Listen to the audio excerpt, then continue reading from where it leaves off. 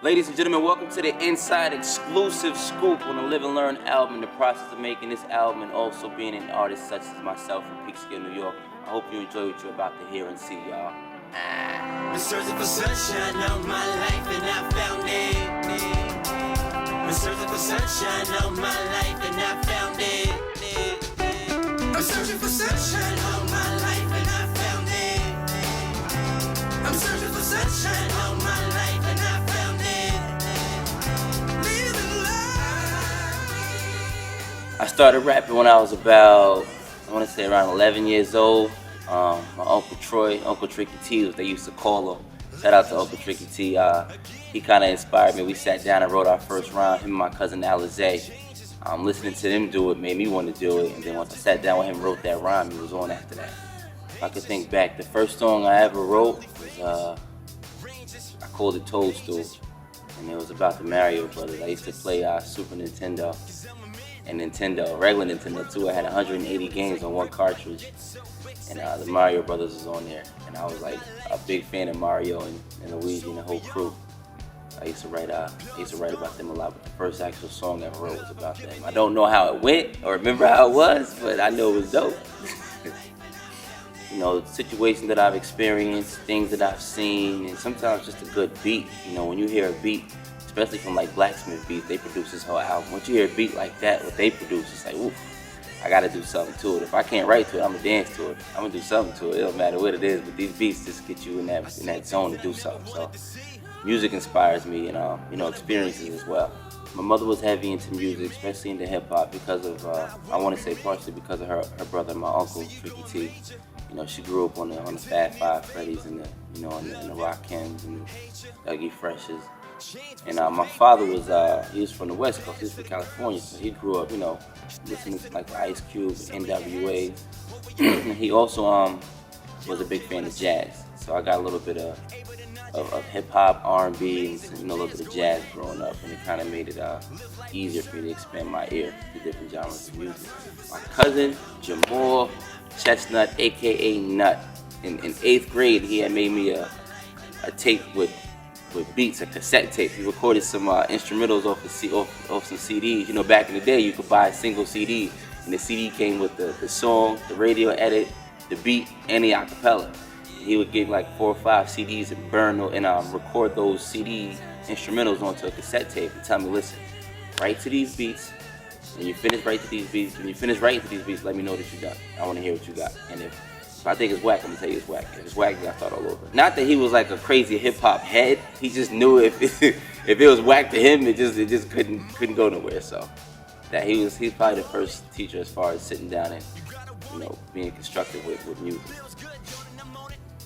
First time I was in the studio, I was working with Raheem and Rashid Grant, which they run Z Studios now, right in Peekskill, New York.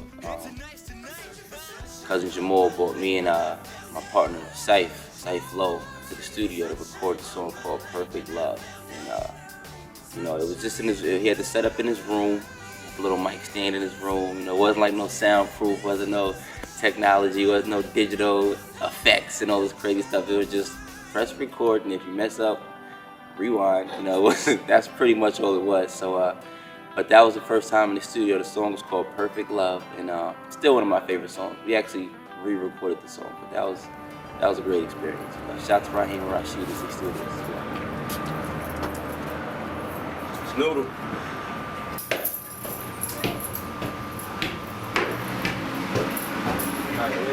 No, what are we ready for? You're not recording. I'm about to bust it, yo. All right, so listen, this is gonna be the first take, yo. And and if I get, I think I got this, yo. All right, put the vocal volume on 7. On 7, right? All right. 7. Recorded. Me, myself, and my baby. Look me in my eyes, baby. Tell me what you see in me. What do you see in a player like me? Said it's me, myself, and my baby. Look me in my eyes, baby. Tell me what you see in me. Said what do you see in a player like me? What do you see in me? You say I'm never gonna change, never gonna stop doing my thing, playing them games. You still stick around like you enjoying the pain. Finding pictures in my pants. You know, we try to get in the studio at least, you know, with our schedules, at least once a week. If we can get in there three times a week, we're in there. Even if we're not necessarily writing a song, just coming up with ideas of what kind of songs we like to write. We've sat in the studio at times and just watch YouTube and look at what's going on, and then watch the news. Even watch a cartoon. Certain things spark different emotions, and you never know what's gonna inspire you to write a hot song. So we try to stay in the studio at least three, 4 times a week. Just working with some of these artists. I'd say a few names, like working with Poet, working with John Hendricks, just to name a few. And the Blacksmith Beats team, period. M Nasty in the past and in the future.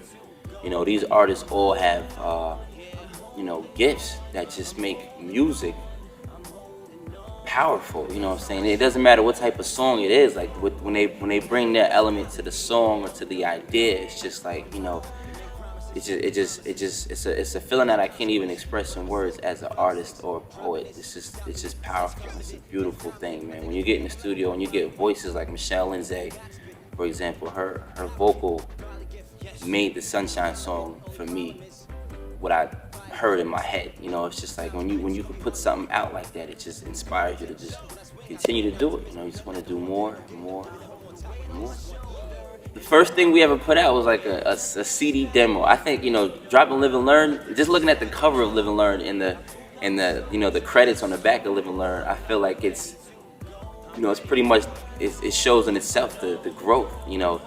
We used to put out CDs and get like a little black marker. Put Noodle and Sight Flow, Just Us. First song, Sweet Butterfly. Second song, As the World Turns. Like that was a way of putting out a demo. And then after that, we came out with Escape Route. We had like the insert with the front and back cover. Me and John Hendricks was featured at the time. Escape Route, Change Gonna Come. And that's when I kind of got into the idea of that's when I met LaRue. From Burn You Movement. Shout out to Burn You as well. Burn You all day.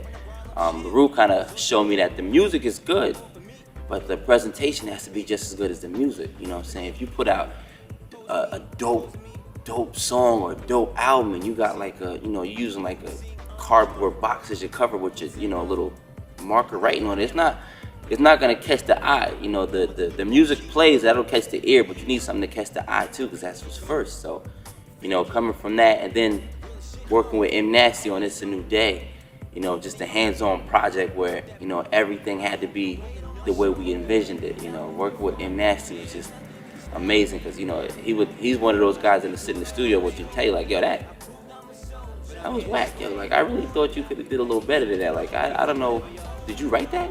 Did your son write that? Like you gotta do better than that. And that was fun. And then working with Blacksmith Beats, working with live sounds and instruments, just made everything you dream about as an artist come true. And I'm looking forward to see what my next project is gonna be. What it's gonna be about, what it's gonna be like. How I'm gonna do it, because I've experienced everything now. Almost everything. I've experienced live instruments, I've experienced samples, constructive criticism, I've experienced, just little keyboards in the house. So now it's like, what's the next step? But just working with other artists just inspires me to do more every time. When, let's just say KRS-One is listening to the radio and he hears like, an MC Shan track or, MC Ren, like if he hears one of their songs, he's not like, yo, that song was hot, let's mimic that, that song is dope, let's copy that. He's like, that song is hot, I can do something hot too. Way different than that. Like Special Ed doesn't sound like Wu-Tang Clan. What I'm saying? Wu-Tang Clan doesn't sound like, NWA. Like it's not, at that time it was about whatever you were experiencing and whoever you are, you put that out, it's gonna be accepted because it's real. That takes away from being nervous on stage. When I host shows, when I'm featured at a showcase, and a lot of the artists sound like what's on the radio currently, or a lot of artists just sound like they're really, really tough. You go up there and I go up there and do a song like Sunshine, it's like, whoa. Like everybody in the room, everybody's still tough. I go try to punk nobody, they might pull out a gun and stuff, they still tough, but they're in a good mood now. They feel good, like, that song made me feel good, I appreciate you doing that song. They still go up there and do what they do, but the fact that I was real, I don't get no downplay. Like, it's not like, oh man, he came up here talking his happy stuff. It's like, yo, you just made me feel good. Why? Because that's the energy that I possess, so it's real. And I think that once you establish that realness in your music and realize who you are, all those butterflies and stuff, that stuff will go away. Ladies and gentlemen, I hope you enjoyed everything. Like I said, the album is out January 15th. It's on iTunes. Make sure you cop that. If anybody asks you what are you buying this album for, tell them because you're living and learning life and you enjoy good music. Peace. They wanna see the kid blowing and I blow, and I guarantee that when I start going, I go to the point I can't stop. And if you ever try to stop someone as ill as me, I guarantee that you won't blow. See, I took my ups and I took my wins, made my mistakes and I learned from my sins. All of the bullshit I went through back then, I promise I'll never ever let it happen again. I'm grown, I got my eyes on the prize now. I got a little team on the side ready to ride out. We don't give a fuck what none of you think, what none of you say. You trust stopping the feeling, you better hide out quick. Get low, get down. That boy get low, get down. Take it blow for blow each round, holding on this year and I'm focused now. I hold the weight on my shoulder and I'm moving forward. And nothing can stop me, yeah, no. And when it was colder, I proved I'm a soldier. We're going to war.